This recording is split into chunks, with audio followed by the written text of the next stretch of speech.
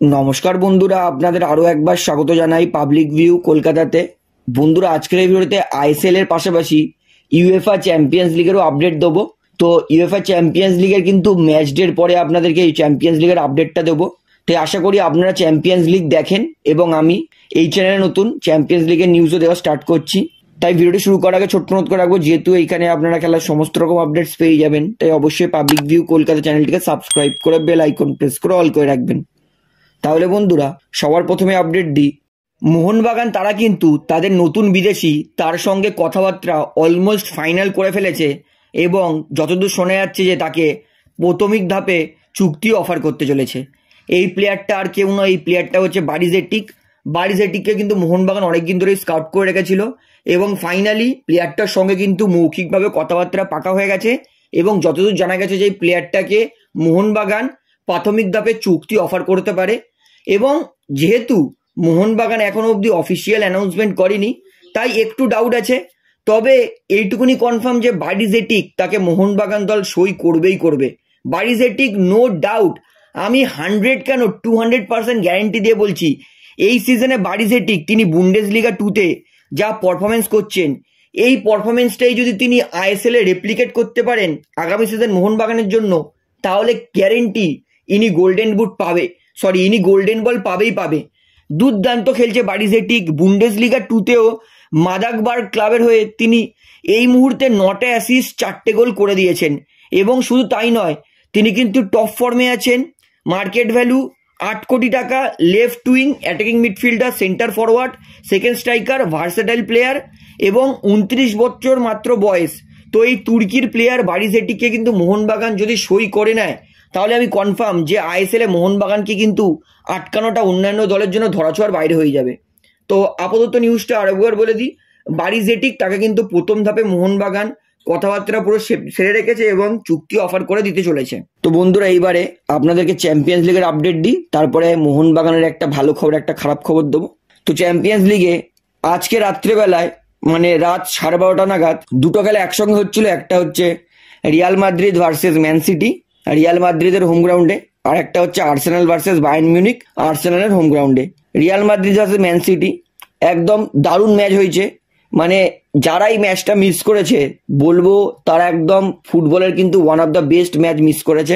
ম্যাচের ফলাফল 3-3 হয়েছে, যেখানে রিয়াল মাদ্রিদ 3টে গোল করেছে, ম্যান সিটি 3টে গোল করেছে। যেখানে ম্যান সিটি মাত্র 2 মিনিটে কিন্তু বের্নার্ডো সিলভা ফ্রি কিকে গোল করে ম্যান সিটিকে 1-0 গোলে এগিয়ে দিয়েছিল।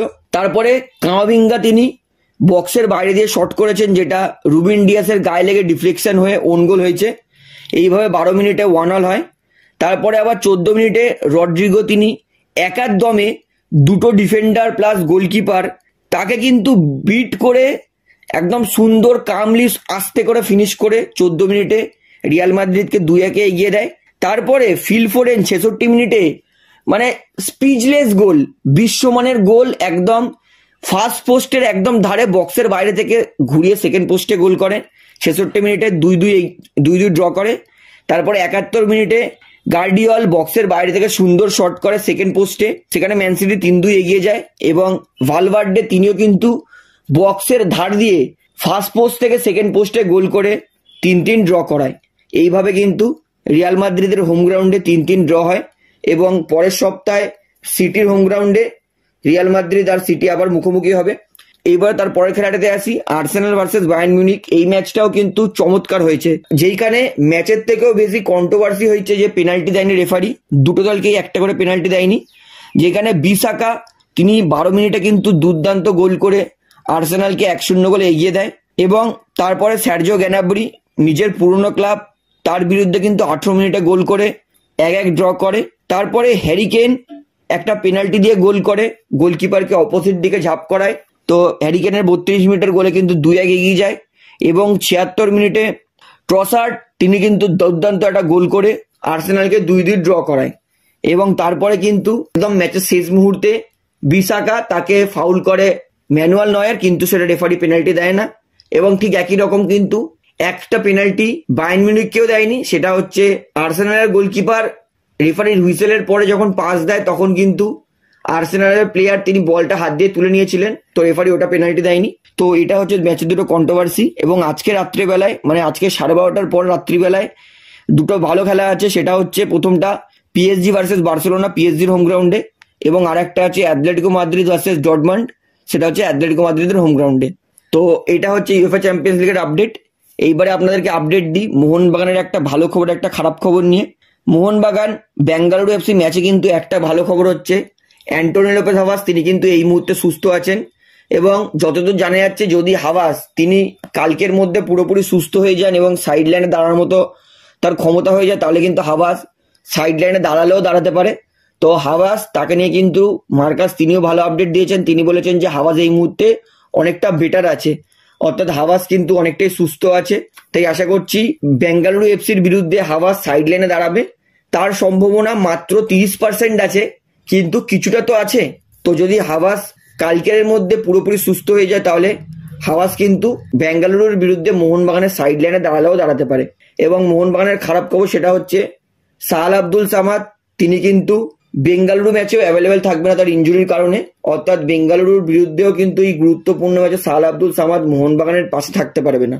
সাহাল আব্দুল সামাদ তিনি কিন্তু দ্বিতীয় ব্র্যান্ডন ফার্নান্ডেজ হচ্ছেন, যিনি নিজের ফিটনেস নিয়ে একদমই কাজ করছেন না। যেমন ব্র্যান্ডন ফার্নান্ডেজ তিনি ভালো প্লেয়ার নো ডাউট, কিন্তু তার ফিটনেস এতটাই খারাপ যে তার ইনজুরির জন্য তার কেরিয়ার কোনোদিন উঠতেই পারেনি। ঠিক একরকম সাহাল আব্দুল সামাদেরও তাই হচ্ছে, এত খারাপ ফিটনেস যে তার ইনজুরির পর ইনজুরি লেগেই যাচ্ছে এবং তার কেরিয়ার কিন্তু উপরের দিকে যাচ্ছে না। তাই আশা করব সাহাল আব্দুল সামাদ নিজের ফিটনেসের উপর কাজ করবে, এবং যত ভালো ফিটনেস নিজেকে তৈরি করবে ততই কিন্তু সাহাল আব্দুল সামাদ বড় ফুটবলার হতে পারবে।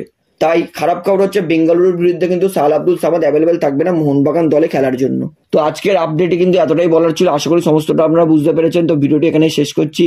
ভিডিওটি ভালো লাগলে অবশ্যই লাইক করুন, কমেন্ট করুন, শেয়ার করুন, এবং বন্ধুরা চ্যানেলটিতে নতুন আছেন সবাইকে একটা অনুরোধ করবো তারা অবশ্যই পাবলিক ভিউ কলকাতা এই চ্যানেলটিকে সাবস্ক্রাইব করে বেল আইকন প্রেস করে অল করে রাখবেন।